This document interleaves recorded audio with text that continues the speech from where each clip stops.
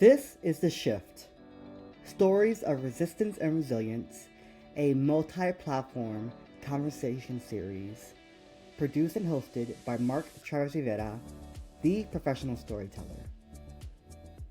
I believe that we must embrace the power of stories to create a more inclusive world.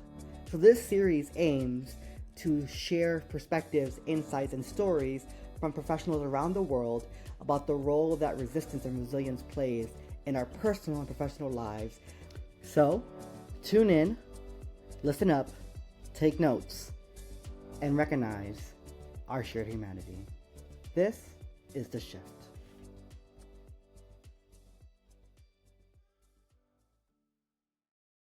My name is Mark Travis Rivera. I am the CEO and founder of The Professional Storyteller, where we embrace the power of stories to create a more inclusive world. I do that through 5 pillars of activities: choreography, coaching, consulting, speaking, and writing. And I created this series 2 years ago to have a conversation series that really centered on telling our stories and really helping us share recognize our shared humanity. And hold on one second, I forgot to turn off my heater, and the vent just came on. There we go. It is a day. What can I say? And so I'm super excited to be here today. And the shift really focuses on having conversations around resilience and resistance, given the current climate we are living in. And I get to speak to colleagues across industries and friends and chosen family about their experiences and the work they do. And I'm super thrilled to have my colleague and dear friend Amber Cabral with us today. I'm going to read her official bio in a second, but I wanted to say I have known Amber since 2021. It's been 3 years since we first met. And I met her while producing a different series for a different organization. And I was instantly captivated by you, Amber. And in the years since, you have continued to be a source of inspiration, a source of insights and knowledge. And, I say this to you all the time. You're a real one. And it's nice to know someone like you. So I just want to start off by saying that I appreciate you, and I'm super eager to have this conversation. And I'm gonna turn on my teleprompter and read your official bio. And so Amber Cabral believes knowledge is one effective way to level the playing field. So she strives. Oh, this is going too fast. Let me slow down. Okay, let's start over. Woo-hoo. Okay. Oh, today is the day, y'all. Give me grace. Give me grace. Today's guest on the shift is Amber Cabral, who believes knowledge is one effective way to level the playing field. So she strives to be both generous and useful in sharing what she has learned and creating spaces for others to do the same. Writing, speaking, and teaching have proven to be valuable platforms to connect with thousands of professionals, college students, athletes, and coaches. Her books, Allies and Advocates, and Say More About That from Wiley, are just one set of tools she's been able to share with others. She is known for relating to readers and event participants through compelling stories, interactive facilitation, and simple, practical approaches. Her communication style is very genuine and inviting, allowing her to respectfully engage and educate a wide variety of audiences from students to executives. She's also the host of the Humaning Well podcast on SiriusXM, which is also available wherever you stream your podcast. And Amber is also an award-winning equity strategist, as you know, author, and a TED speaker. And she's our guest today on The Shift. Welcome, Amber. Hello. Hey there. Thanks for having me. Yes. I want to, we talked a little bit about your professional highlights, but I want to know, who are you outside of the professional work you do? Ooh. I'm a whole human. I am myself always. I am always striving to be the most authentic. I am always trying to be well connected. I am always, my goal is always to be impactful. So if I were to say, I would like to believe that when I leave this earth, there will be people who will speak of my impact. That is what I'm aiming for. And so, yes, I'm a great friend. I'm a sister. I'm a lover. I'm a business owner. I'm a lot of things. But I'm always myself first. Yes, I love that. We asked every guest this question, so we're going to kick it off with this question. Mhm. And I was super excited I'm super excited to hear your response to this question because I know it's going to be fire. What is your personal concept of resistance and resilience? Whew. This is a good question. So when I think about resistance, I want to make sure that people understand that it isn't necessarily the same thing as resilience. When we are resisting, that means I am intentionally standing in the way of, putting myself in a position where I am not bending, not yielding, to use the words of the great, Shirley Chisholm, I am unbought and unbossed. I am resisting the powers that be. That is an active, like kind of muscular kind of posture. When we think of resilience, sometimes we think that's the same thing, that I'm supposed to be in resistance, that I'm supposed to be rigid. And very often, what resilience is asking us to do is to surrender, to submit, to be in flow. Resilience means I am fueled up enough to navigate whatever the changes may be. Should they require me to be in a resistant posture? Should they require me to be in a fluid posture? Should they require me to remove myself and have the discernment to know this is not my business at all whatsoever? And so, what I love about specifically resilience is that it puts you in the position to be able to adapt to what comes at you for your own betterment. And so I work to be resilient. And sometimes that looks like, hey, sometimes I got to let it go. That's not for me. And then other times, what resilience looks like is I have to figure out what the right words are for me to be able to connect and communicate. I have to figure out what the best tool is to get the job done. And so I'm a big, big fan of resilience because it also includes that resistance piece. They're not the same. We need resistance, right? But when we're thinking about the ways that we can be resilient, I liken it to, the way you might see a flower navigating the weather, right? When it's nice and sunny, it's upright, it's soaking up the sun, it's getting all the things that it needs, it's growing, it's blooming, it's reaching. But then when it's windy, it might lean over a little bit, right? Because the wind is coming and we can't resist the wind all the time. So, it might lean a bit. When it's raining, it may flop down and let the water come down. So, like, it's resilience to me is putting yourself in the position to have what you need to be able to navigate whatever the weather might be. Yeah, I love that. Give me 1 second because like my ADHD brain is not letting me deal with this vent properly, and it's so loud. Okay.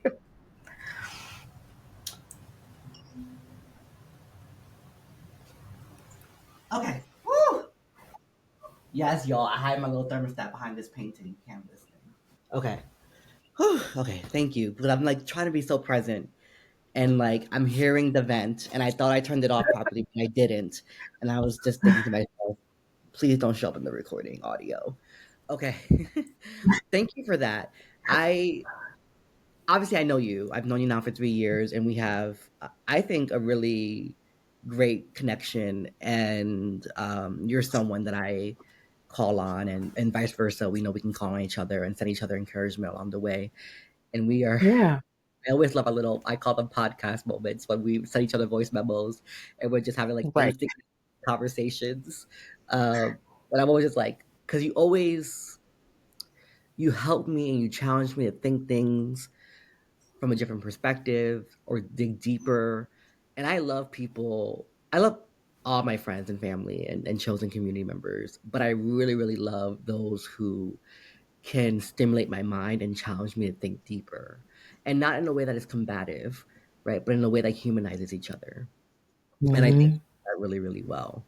So that even when I don't Thank you. necessarily everything you're welcome. Even when I don't necessarily agree with everything you say Yeah. it the way that it makes me ponder and think, right?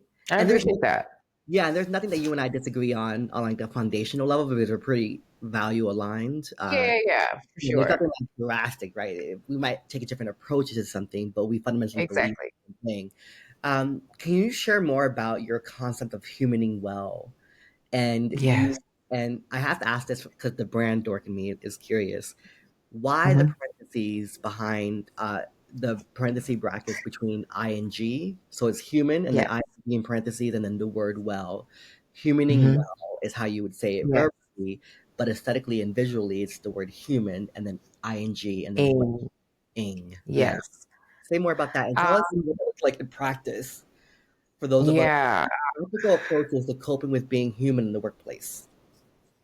Yeah, so I thank you for this question. So humaning well is something I've been talking about since last year when my TED Talk came out. One of the things I said in my talk that I truly live by and often describe the work that I do is I teach people how to be good humans. And, that largely came about because when I would meet people out in the world and I would say I do DEI, despite how it may feel like it's very pervasive, most people don't really understand what that terminology means. Like lay people you meet in the airport or whatever. And so I've just found it a lot easier to describe the work that I do as I teach people how to be good humans. And people will go, oh, wow, how do you do that? And so it would spark really interesting conversation. So that's where the human element came from is just understanding that we are all foundationally those of us who are homo sapiens we are human. And so the ways that we want to show up, most of us, the majority of us, really resonate with the idea of wanting to be seen as good. And so that's kind of where that really began.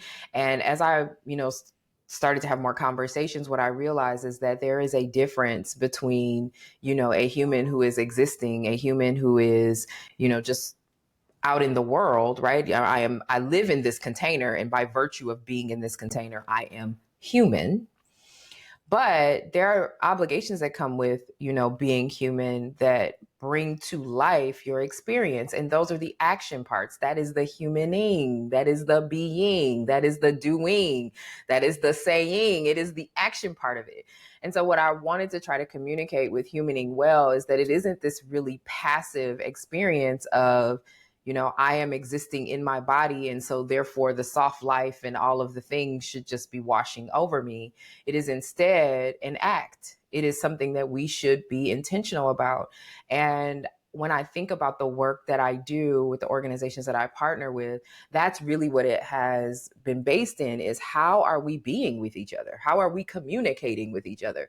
All of those ings that the humans are participating in are what bring to life, our cultures, our communities, and the relationships that we're a part of. And so I wanted to make sure I pulled that ing out because it's not just the existence, that we have. And I want to be very clear that just existing does matter. That is an essential part of, the human experience as well. But when I talk about humaning well, I'm talking about doing the stuff well. Am I communicating well? Am I actually showing up in ways that people are able to connect to me well? Am I doing the labor of what I'm here for well? Am I impacting well? And so that's where the parentheses come from. And I kind of touched a little bit on your initial question. What is humaning well as a concept? It's really about thinking intentionally about the ways that you are human, the ways that you are engaging with other people, and specifically doing it in a way where you are considering yourself. A lot of the work that the majority of us have been doing involves a lot of us being thoughtful about others, right? There's a lot of, make sure you're considering, your thought partners, your collaborators, your, the various communities that you may be a part of or not, or just be connected to, the trans community, the queer community, the Black community, et cetera. There's a lot of that. But what we haven't done a really good job of, particularly those of us who are in, workplaces on a day-to-day basis, is being thoughtful about like us. And so we hit walls and we're depleted and we're exhausted and we're burnt out and we're still trying to make sure that we are performing and advocating and ing, but we are not making sure that we're doing what we need to do for ourselves well. And so what humaning well is about is, considering the things that you also need as a human, because you are a part of that too, so that you can show up, so that you have something to pour from the cup into the lives of others that you are inging with, engaging with, conversing with, etc. So that's really what this is about. And I love that. And Take care of yourself, really. if you haven't watched her TED Talk, go watch it. Go now. Thank you.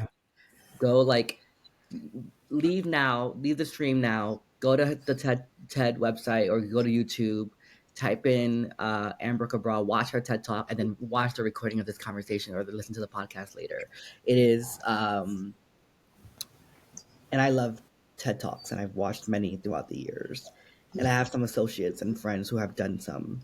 And yours were one of my was has is like yours is top five of my favorite I TikTok. appreciate that. I It- wanted a it- talk that I felt like was very accessible. Like I yeah, wanted people yeah, to feel like, oh my gosh, I do that, or I've seen that, or I've said that, or I've yeah, had that experience, so that you could walk away and go, oh, there's a way to do that better without it having to be wrapped in like, language that feels very jargony or clinical. I right. wanted anybody to be able to pick it up and hear it And and that's say, what oh, there's think. an opportunity.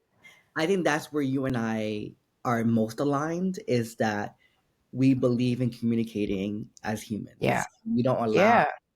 our educational background, our professional experiences Yeah. to taint how I speak to a room full of CEOs who may be white, highly educated, PhDs, upper middle Right. class, wealthy, is the same way I'm speaking to a relative or a friend who grew up working class like me and may not have never finished high school or went to college because and it's actually my training in journalism that taught me this is that you need to be able to communicate, especially as a journalist, to the masses.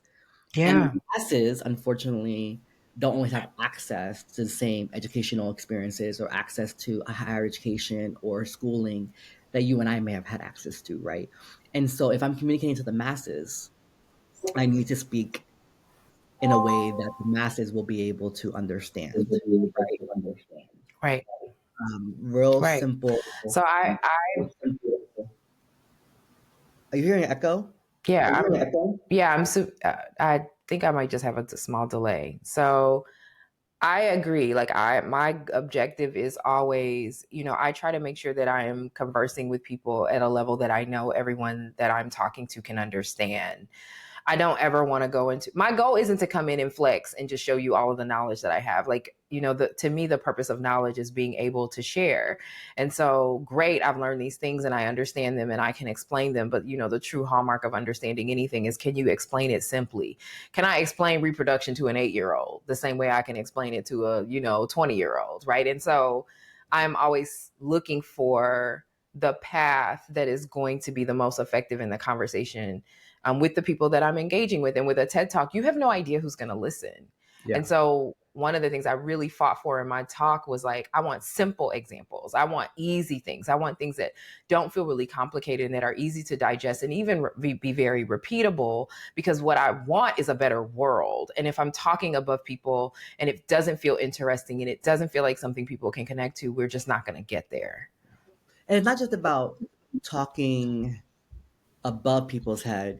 So I think what's happening right now, and this leads into my next question around the equity work in the spaces, is that Yeah. too often people speak down at, Yes. right? They polarize, they otherize on both Mhm. sides, both Yeah. practitioners and people who are reinforcing white Agreed. supremacy culture.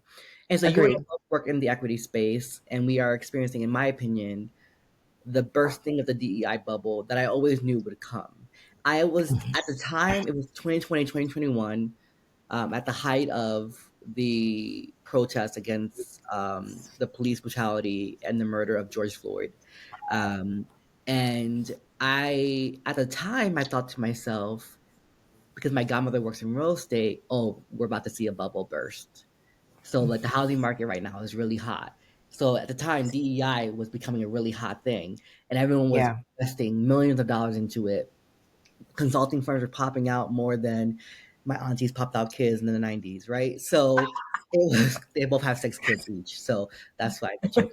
I said that joke, but like you know what I'm saying. So it's like I knew the bubble was gonna burst because it Yeah. always has to, right? There's always some kind of especially in a capitalist world where it's supply and demand, right? And eventually the demand is not going to be as high and there's going to be a surplus of supply and people are going to struggle to pivot.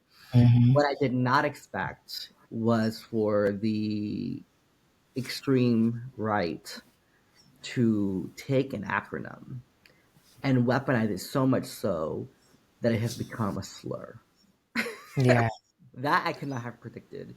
And so, I guess, how do you remain committed to doing this work that you do and your value of how you do the work when the very thing that we do to make a livelihood is under attack? So I just want to say a couple of key things that I think are important to understand about this entire frame. The first thing is I don't care what you call it. There is no eliminating the very fundamental human desire to be free, and the fundamental human desire to thrive and have access to opportunity. Everybody's got a different level for that, right? Some folks are going to strive their brains off, and then other folks are, not necessarily going to show up the same way. They're going to be supporters. Some folks are not necessarily going to engage at all. But I think what is going to always be consistent is that, it's a very, very normal, natural human thing to want to grow and to strive and to be better and to connect more and to feel better, right? Like that's very, so there is no, whether you call it DEI, whether, and I said this at the end of my talk, whether you want to call it solidarity, whether you want to call it allyship, whether you want to call it connection, whether you want to call it love, whatever it is, it's very foundational to who we are. And so I've never been a big fan of the DEI language. I was okay with it just because, like, okay, great, this falls in line with what, I am doing. But, I am always concerned when we get hung up on letters. Jargon is very easy to steal. We've all had that moment where we were new to a job or we were engaging, with someone in a new location and they throw this acronym at you and you're like, what does that mean? Like, and so you're like in your brain trying to unscramble, like, okay, how do I use that? And so it just, to me, that was always a little bit of a problem. Yeah. And so very similar to you, while I could not have predicted that like this language would be weaponized to the degree that it has become that way, I also think that it's really important for us to have perspective about what kind of work will always stand the test of time and our ability to do that. And those who are committed to the objective, which is, I want people to be free, I want people to be safe, I want people to be heard, I want people to be able to have access to opportunity, like that work will always continue. And Yeah. I will always be committed to that. Yeah. Personally, I have moved away from the DEI language because I actually don't even know what most people are talking about anymore. Yeah. Like it just feels like there's this tug of war about this company and that company. And I'm like, DEI is not about organizations. That is an ineffective, very capitalistic way to look at something that is supposed to be accessible to everyone. Everybody doesn't work in a corporation. And so like, whether it's, Costco or whoever, that Mhm. is doing it so-called right. And then, McDonald's or whoever that's so-called doing it wrong. Like we have to understand that what we are fundamentally talking about is people. And are Yes. the people doing it well? Are the people getting what they need from the cultures that they are existing in, whether that's a community culture or workplace culture? And what I can see is that that's not happening, No. regardless of what company we want to try to hold up as an example and which one we want to try to tear down. And so the work that I am committed to doing is still people work. Yeah. And while people do work in organizations, and so I do think that that is a good way to get the information to people, I think it's important to recognize that you've gotten really far away from the work when we are literally defining it by what companies are doing it well. And Mm. that just doesn't feel Yeah, right to me. say that again. 'Cause that's such a powerful. Yeah, I just feel like we've gotten really far away from the work when we're defining it by what companies are doing it well. Like that's not what this work is. Yeah. Companies, the machine, the mechanics, the functioning of a company, mine included, is to make money. It is a capitalistic vehicle.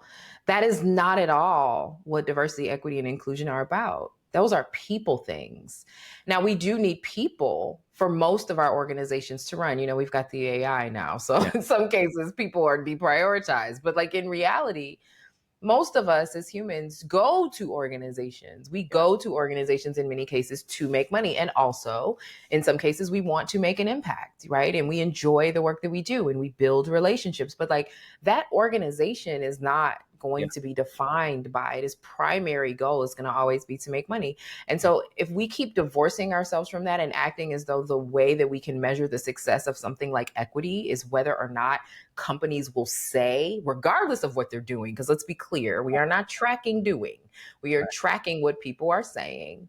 If we are going to define that as what DEI is, I don't even know what we're talking about. So Yeah. I've just kind of, like if, not in a very overt way, this is probably the most overt I've, you and I have had these conversations, but this is Uh-huh. probably the most overt that I've been with it, where I'm just like, yeah, I don't even know what people are talking about anymore. So I'm just not engaging with it. Yeah. I'm going to do the work that is impactful and valuable and important to me. And there has not yet been any order, documentation, or anything that has rolled out that can manipulate what it is that I have to deliver to this earth in terms of impact on equity. Yeah. That doesn't exist. Yeah. And so I'm going to continue to do that in the way that I need to. Yeah, and I think it's, and I said this yesterday publicly. You were one of the people who inspired me to make this video and kind of share it out. And I remember having one of our voice memo asynchronous conversations. Can you tell we like voice memos, y'all? Because we really do. We love having asynchronous conversations. We Uh, do. yes, and so and I just laugh thinking about it sometimes. I'm like, oh, that came at such a right time. But I'm laughing because I remember talking to you about, the last couple of weeks I was debating whether I should like revise my speaking engagement offerings and all these other things. And I'm like, nah, hell no. Like that's not who I am. And so Yeah. for those of you who may be new to me or meeting me through Amber's network or whatever, like first and foremost, I'm a storyteller. First and foremost, I'm a creative. I Mm-hmm. happen to be a creative entrepreneur. I happen to have a business that is designed with my neurodivergence in mind. And I never pigeonholed myself into any one area because, like Jennifer Lopez, I am a multi hyphenate artist and I am multidimensional and I have multiple things that I love to do and it makes my life fulfilling, right? That is how I Mm-hmm. see the calling of my life. And so Mm-hmm. my business is not being directly impacted by this divestment in DEI. Have I lost speaking engagement opportunities? Yes. But does that mean I'm going to change who I am when authenticity is one of my core pillars? I have Right. three core pillars in my business: authenticity, clear communication, and wellness. And that informs how I do the work, period. Right. And so I don't let what's happening in the headlines or the social media, little chambers of disastrous humanity being on display dictate how I show up in the world. Because if I did that, I wouldn't be free. And authenticity Yeah. is freedom. Yeah. I think you have to be really clear about what the goal is. And to use what the kids say, we've lost the plot. The plot has been lost. Like I am not sure that anyone knows what we are talking about when we say DEI. And when there is confusion, there is ample opportunity to co opt language. There's ample opportunity to mislead. There's ample opportunity to destroy and deny. And I refuse to participate. I don't need to fight for these letters. Yeah. That is not what my purpose here and my time here is for. And so, we adjust. Yeah. We adjust. Right. And We adjust. cool, And right? Like sometimes it just looks like pivot a lot. surrender, and that's probably where I am at this point. What'd you Surrender. ask me? I'm Sorry, I got so excited about this thought, but I'm learning to like practice the pause. sorry. Go ahead. What did you say? Brain. Um, there's a pivoting that happens as a business owner, right? Because we are operating within a capitalist society, and so at the end of the Mhm. day, it's not just you and I's livelihood, right? Our businesses hire others to do Yeah. for us and with us, and so it impacts other people, right? And I have never lost more sleep in my life than I have since becoming an entrepreneur, and thinking to myself, even if it's a small amount, someone's livelihood is dependent on me getting up every day and doing the best Yeah. I can, even when my mental health is not that great, even when all I want to do is cry and cuddle. Like literally this morning, I text Amber saying, "Oh, I'm so bummed out because Valentine's Day is this week, and I'm single like a Pringle, and I'm just not. And I'm so thankful for the friends who love on me like Amber and all that." And you guys said something really sweet. And a lot of people responded to that message, and they said something really, really sweet. And I'm just like, yeah, even the days when I'm tired and feeling unloved and unworthy, I still gotta fucking show up and do this work because this is what my calling is. This is the work I do. I'm not gonna be like, okay, you know what? I woke up really sad and tired today, so I gotta cancel the shift. Like that's just not who I am, right? That's Right. not. I put on my big boy panties and I do what I have to do and I get the work done. And then I cry later and then I weep a little bit and then move on, right? And so, go ahead. I want to chime in just a little bit and just like offer some recommendation as an entrepreneur myself, Yeah. and one that has also had my business severely impacted. I will be candid. We've lost over $250,000 in the last 2 months of contracts that could have helped to continue to run this organization. So this has, been massively detrimental in terms of just this entire mindset shift and the confusion around DEI. And I just, I want to just call out a couple things. And I've learned this from my team. And I'm still, practicing. It is a moment of me humaning well here, like where I am trying to put this into practice for myself.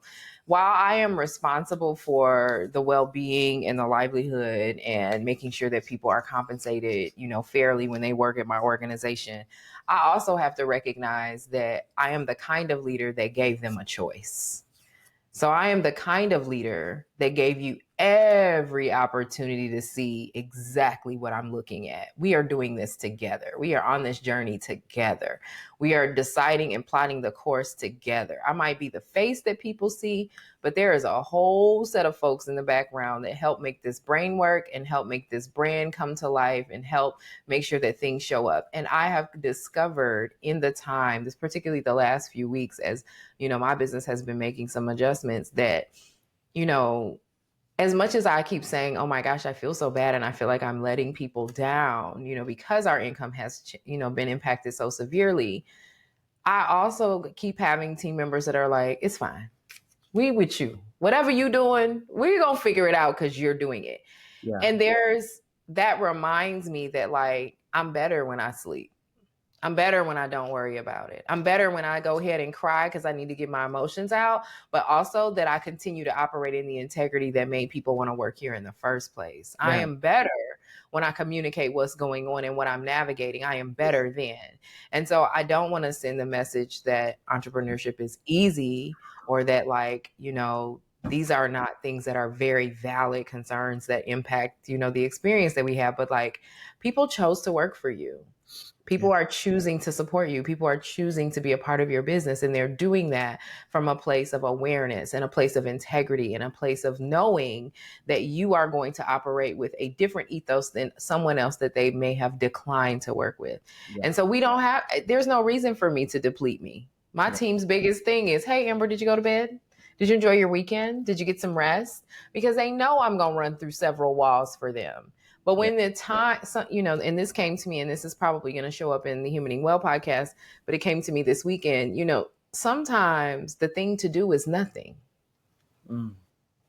Sometimes it's nothing. I didn't make all this. I didn't decide to be destructive. I have not shown up with violence and anger and frustration and decided to attack and deteriorate people's livelihoods. It is not my responsibility to navigate fighting that. It is my responsibility to get out of the way and Mm. figure out what the right next path is. Sometimes the doing is nothing. And Mm. so I want to hopefully liberate you and anybody else that's I listening. kind of do my stew at you for that. That was a good one. Oh, that was good. The doing sometimes. Oh man. Yeah, it Sometimes the is doing hard. is nothing. And I love me. Melissa B is my. I call her my every other limb other than my head because my head is too big. But she really. I mean, when I tell you this, my life in the last year has been so enriched by working with Melissa because she speaks life into me and she sees because like you I'm very transparent and we're Yeah. having conversations around the pivot, right? And while we're talking about the pivot and doing these different things, I'm also taking the time to invest in her. I'm taking the time to coach her, to help her grow her business, to teach her all the things that no one taught me at first, right? So that she would have Yeah. a easier time growing her own business. And so there is something to be said about having people in your corner who work with you and for you, who are so aligned in the vision and the mission and the way we do it that they're gonna ride or die for you. And what I know to be true is that this season is temporary. It Yeah. will always be like this. Like life ebbs and flows, right? Economies go up and down, right? But the one thing that won't go up and down is a human life, because the moment we flatline, there is no more up and down the heart monitor. And so, how Yeah. taking care of myself, and so that I can be there for other people and be there for my clients and the people I Yeah, work your healthy, team dynamics want you to be well. with. Yeah, You're the people that are supporting you want you to be well. They know you're at your best when you're well. yeah, And so, like, no, they don't want you to be lazy. They don't want you to take advantage of them. They don't want you to be like, oh, it's fine. Melissa's going to do it. You know what I mean? They want to see that you're in the work and doing your part too. But like, what they really want is for you to be well, because that's when the magic happens. And like, I just keep saying to myself and my team, I'm like, I didn't do this. yeah, I don't know what it's going to be. I don't know what it's going to look like, but I am doing the best that I can without exhausting myself, because what is the actual solution right now? We are still actively in the throes of the unfolding. There's nothing I can do. yeah, And so, I think that, like, for all of us who are navigating that, I'm having so many thoughts at one time, but like, I just, some stuff you just got to live through. yeah, And we don't know what's on the other side. It could be horrible. We could get to the other side and it could be absolutely horrible. And even if it is, you are going to have to figure out what thriving through it looks like for you. yeah, Like, showing up to that moment completely burnt out, completely exhausted, completely taken, all of your energy and muscle to like worry about getting there is not going to help you. And that sounds so cliche, but like, I learned the best lesson from shaving my head. I spent 20 years worrying about my hair. 20 years. 20 years. And then I got to it and it was like, do you know what I could have did with the time that I spent worried about this? It's just, we have to realize what your role is. yeah, You know what I mean? Now, there are some people there are some people whose role is to be influential and impact some of the hearts and minds of the people that are informing this moment. There are some people whose jobs are to be obstructive and to be resistant and to be resilient, in the face of the changes that are happening in this moment. yeah, But like, I think we have to take a critical look at what our roles are. And that isn't abandoning your responsibility to your community and abandoning your responsibility to your team, but it is about understanding that the most impact that you are going to be able to make is when you're well. yeah, yeah, absolutely. And one of the things that has carried me through this is now year 3 for me of full time entrepreneurship, is this thing I started telling myself, which was, I can be a man of faith or a man who fears. I just can't be both simultaneously, right? Like, I can't be both at No. the same time, because the very nature of faith is to take the leap, even when you don't know what's on the other side, even when you don't Yeah, meet the other side, right? There's a level of unknown about faith. And often we fear things that are unknown, right? And so exactly. I'm learning, to your point, to surrender anxiousness and fear and doubt when it is not serving me, because we're not meant to be in a heightened level of like fight or flight freeze mode, right? And that kind of Yeah. survival mode is what I grew up How do you in. know when it's real? Right, How do you right. know when it's real? If you're Because always there, you're there, how do you right, know when it's real? right. And so one of the things that I'm learning to do, and you've been instrumental in helping me learn this, is how to remind myself of my own humanity, how to be kind Period. to myself, how to be gentler with myself, how to give myself grace, because I speak to myself in a way I would never speak to my friends or family, and even like, Exactly. And why? And why would you do that? Why would you do that? Why would you do that and then simultaneously hold yourself accountable for delivering for those people? yeah, Why would I mistreat myself? Why would I not take care of my well-being? Why would I talk to myself poorly and then expect that I am going to show up well? I wouldn't expect that from a team member. right, I wouldn't expect that from a colleague. So right, why would I do that to myself? Like, it is, the crisis of humanity in this moment, it's not the one we're watching on television. We think that that's it because it's being broadcast to us constantly. The yeah, crisis of humanity in this moment is that we have decided that everything outside of us decides how we are and who we are. And that's just mm, not true. It's not. What's actually true is that I get a say in my own experience. And it is my decision whether or not I'm going to relinquish that say or not. I am not participating in the energy harvesting. I am not participating in the consistent debate. I need my energy for something else. My job here is for something else. Yeah. Now, will my lifestyle change? Perhaps. Will my relationships with some people change? Perhaps. But in the grand scheme of things, like I cannot permit the derailment of what it is that I am here to do because everyone has decided that this thing over here is important. And Yep. half of us don't even know how to talk about it. Right. Like that's completely unreasonable. I refuse to participate. Yeah, and I always, I was doing a podcast called Innovation Insights with Dr. Yolanda Sanders, and she says, "Mark, how did you have this clarity around your right? Like, how were you able to do that? How were you able to have such clarity?" And I said, honestly, I know it's not common, but ever since I was a child, I have a middle school yearbook that says my dream is to go to graduate high school, go to college, and become a writer.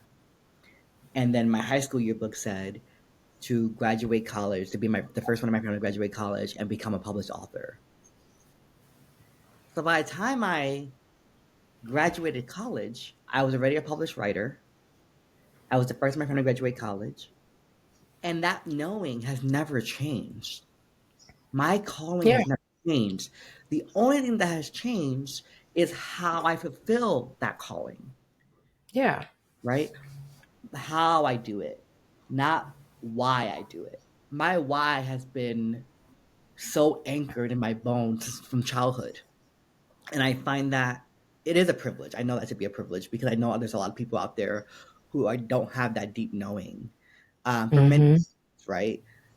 Fear because they've been conditioned to do one thing, because they've been told that being a creative entrepreneur means I'm going to be a starving artist over the rest of my life, right? All these falsehoods. But I want to get Yep. back to something that you mentioned, the importance of joy. Joy seems more important in this moment during times are so polarizing. How do you hold on to your joy and remain committed to being a whole fucking human? I do the same thing I do with all these dumbass meetings I got. I put that shit on my calendar. So, I mean, like, we think joy is this like obscure thing that you have to like tumble into. And like, listen, I spent the weekend in Northwest Arkansas. I lived in Northwest Arkansas for 2 years. I ain't never ever got to go to Northwest Arkansas unless I'm being compensated to be there. But when a friend calls, I'm going to show up because that is joy. You need joy. You need happiness. You need friendship. You need connection. You need resource. I'm going to show up for that. And I'm going to put it on my calendar the same way I put on my calendar when I got to talk to the IRS, or I'm going to put it on my calendar the same way I have to give tough feedback to a client, or the same way that I'm going to make time to show up for a speaking engagement. If you want joy, if you want peace, if you want rest, if you want to eat well, if you want to move your body, we put everything else on our calendar. I put everything else on. Why wouldn't I put that on there? Why don't I set my intentions for the morning on my calendar? Why? Mm. So I prioritize art is super important to me. Super important. I'm like, yo, I sometimes I just want to look at something beautiful. Sometimes I just want to think about what you thought about when you put this beautiful thing together. Like we have to recognize that like I get a say. This is my life. I cannot control everything, but I get a say. And for me, my say has to include joy. My say has to include art. My say has to include connection. And so if those are true for you, or even if it's something else, your say might be something else. It might be fitness. It might be, I don't know, movement, singing, who knows? But like whatever your thing is, like you have to make the same commitment to that you are going to make to all of the things that you feel like are obligations. Because what you're doing when you don't is you're showing up to your obligations depleted. Mm. I don't want you depleted. Please don't come to work depleted over Yes. here. I need you whole. So Yeah. what do we need to do to get you whole? Where do you need to go? Who do you need to talk to? What relationships do you need to build? So I prioritize joy the same way I prioritize anything else that might get me in some legal trouble. That's how I make it happen. Right. And you know about this about me. And actually, anyone who knows me well knows I am known for sending a calendar invite for personal gatherings, Yeah. everything is on my calendar because it is how I am intentional with being present with the people I love. Yeah. It is how I learn to manage my time in a given day or week, right? And even if things have to get adjusted or pushed back or rescheduled, at least I know that I was intentional with connecting with those I claim to love. Yeah. Because at the end of the day, Exactly. the awards we get, the success we get, hell, the money we make, that shit ain't going with us, Hmm. right? It It's not. can't go with us. But you know what will be left behind? The ways we made other people feel, the times Absolutely. loved, and they will have those to remember us by when we are no longer here. And And what they gonna remember is how you treated your damn self. So yes, like also mm, make sure you do that well. Like you're a role model. You're role modeling for your kids, you're role modeling for your community, you're role modeling all the time what it looks like to be a successful entrepreneur, what it looks like to be a black woman in business, what it looks like to be a queer person, that is, also disabled, navigating a climate that is, quickly changing. You're role modeling whether you intend to be or not. right. And when you are not here, that model remains. And Mm, is that the model you want to leave behind? yeah, yeah, so good. This is the final question, and I know we're almost out of time, so I want to get to it. Yeah. I can talk to you for hours, you know that. What do you hope to shift? I have talked to you for hours, actually, over food and wine. What do you hope to shift in society through your work? That's such a complicated question for me. Um, I that's hard. And let me explain why it's hard. When I think about society, I have a lot of concern about us not being connected enough to what all that entails. We are seeing a lot of the deterioration of, the way society actually even operates for us because, the way that we think about labor, the way that we think about waste, the way that we think about consumption, and all of that is really shaping society. So it makes me very sad when I honestly think about just like the term society for me just evokes like, oh, we are doing a really bad job at that.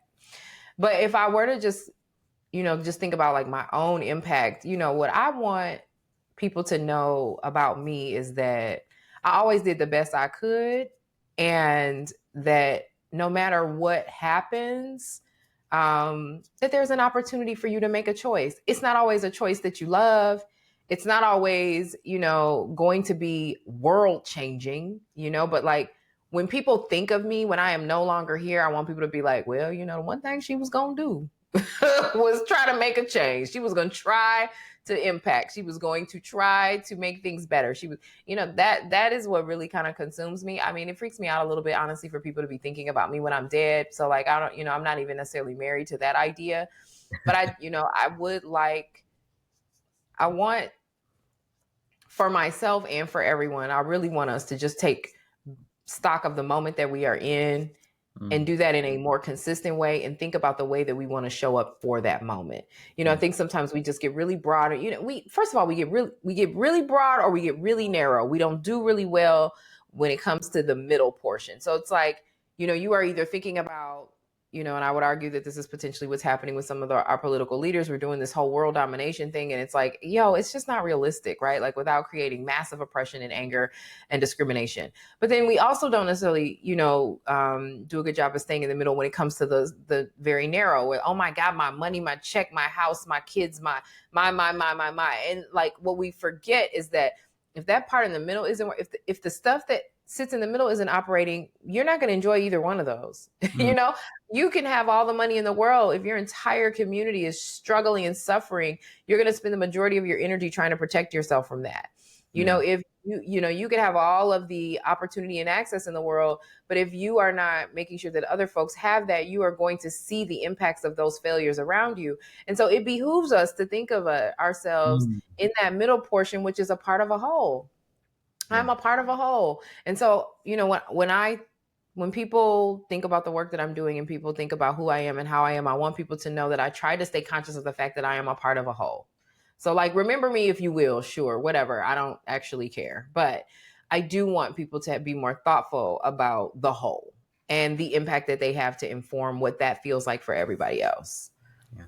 I love that. I love Thank that. you. Thank you. How can people connect with you, Amber? And I'll Oh be God. sure to put it in the show notes. Well, it's a lot of evolution happening over here, child. But you can always find me at ambercabral.com. And to that evolution piece, that website is going to be changing quite a bit, lately. I think if you wait till the end of the week, you'll probably even find a meditation on there because I'm about to record it today. So like there's always ambercabral.com. I'm on Instagram the most, but as the establishment evolves, I may or may not be there at any given moment. So depending on when you're listening to this, the best place to probably start is ambercabral.com, and then you can figure out what social I'm socialing on. I've started on Blue Sky, so maybe I'll be there. I don't know. Yeah. And you're on LinkedIn. You have a pretty strong presence I am on. always on LinkedIn. I will Yes, always be on LinkedIn as well. It is a good place to also start. absolutely. Yeah.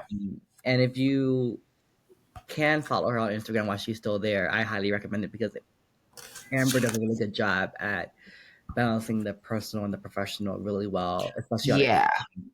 And I love If that. you, That's how I show up. People always say to me like, "Oh, why don't you have a separate like account for your business?" And I was like, I'm not a divided person.